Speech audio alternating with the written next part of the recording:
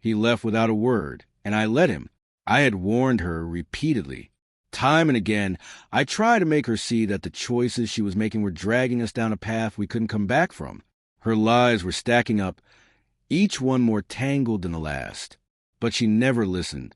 She simply smiled, brushed it off, and walked out that night as if it didn't matter, like I was just an annoying voice trying to spoil her fun.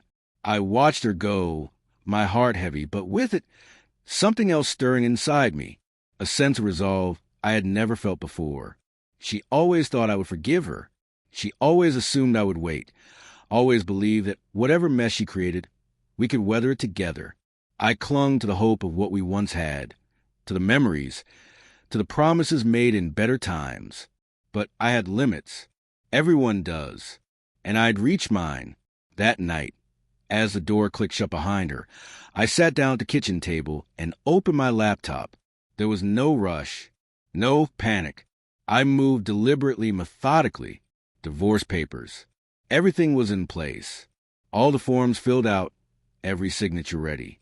I had been preparing for weeks, knowing that one more betrayal, one more night of her ignoring my warnings, would be the end. And tonight was the night. I double-checked everything. No loose ends. No room for excuses.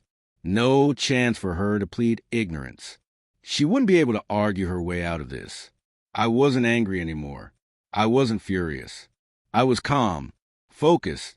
The storm inside me had settled, leaving only the quiet certainty of someone who had been pushed too far, too long. I saved the file, placing it in a folder on my computer called simply Final. The house was eerily quiet. Too quiet. I could hear the soft hum of the refrigerator, the occasional creak of the wooden floor, and the distant sound of traffic outside. It felt like the whole world was holding its breath, waiting for what was about to happen. For the first time in a long time, I felt free. Hours passed. I didn't check my phone. I didn't pace. I didn't even wonder when she'd come back. I focused on myself, on the next chapter of my life, on the future I was taking back. Then, the sound of a key turning the lock made my heart skip.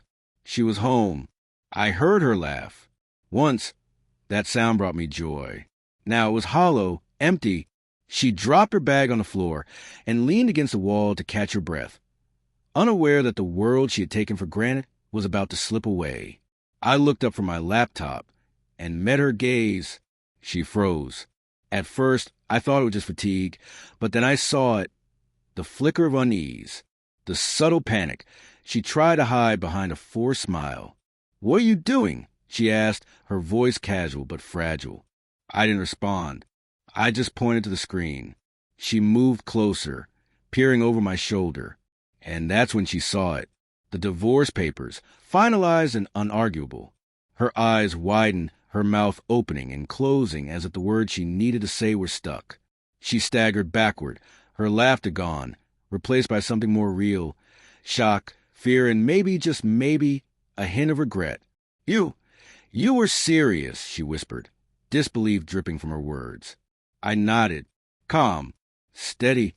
There was no anger in me now, no rage, only the quiet strength of someone who had endured enough, someone who had been pushed too far. She sank into a chair, staring at the papers as though they were something alien. "I didn't think," she trailed off. She could have said 1,000 things, apologies, please, but none came. And that was the point. This wasn't about words anymore. It was about action. It was about the consequences of ignoring every warning I had given her. I sat across from her, letting the silence stretch out, letting her feel the weight of her choices, the magnitude of what she had allowed to happen. The air in the room was thick with tension, and I could see her breathing faster, trying to process the fact that the life she had taken for granted was slipping away from her. Hours passed. I didn't speak unless it was to answer her stammered questions. She tried to argue, to bargain, to manipulate, just like she always had. But I was done. I wouldn't be swayed. I wouldn't pretend anymore. I was done waiting for her to realize that respect, trust, and love weren't things to be taken for granted. Finally, she stood up, crumpling the papers in her hands as if destroying them could somehow undo reality. It couldn't, and deep down, she knew it. Her shoulders slumped, her eyes reflecting the exhaustion of a battle. She didn't even realize she was losing until it was too late. I didn't gloat. I didn't lecture. I just watched her, feeling the strange mix of sadness and liberation that comes when you close a chapter. Not in anger, but with clarity, knowing you've made the right choice. She left that night, and I didn't follow. I didn't chase after her. I didn't beg. I had already won the most important victory of all. I had taken back control of my life, my future, and my peace of mind. The house was mine again. Empty, but no longer heavy with lies. And for the first time in years, I felt a kind of freedom. The kind that comes from knowing that sometimes the only way to be heard is to act. Weeks later, I finalized everything with the court. She didn't fight it. She couldn't. And by then, I didn't care anymore. I had moved on mentally, emotionally, and spiritually. That night, when she came home and saw the divorce papers waiting for her, something became clear to me. Sometimes the most powerful love is the love you have for yourself. And sometimes silence, combined with action, speaks louder than 1,000 warnings ever could. The lesson I want to leave you with is simple. Never underestimate your worth. Never ignore the red flags. And never wait for someone else to change when they've already shown you who they truly are. The shock on her face that night wasn't just about the papers. It was a moment she realized that actions have consequences. And some doors, once closed, stay shut forever. And in that quiet moment, as I sat in the empty house that was finally just mine, I smiled, not out of revenge, not out of cruelty, but out of relief, clarity, and the unshakable knowledge that I had chosen myself.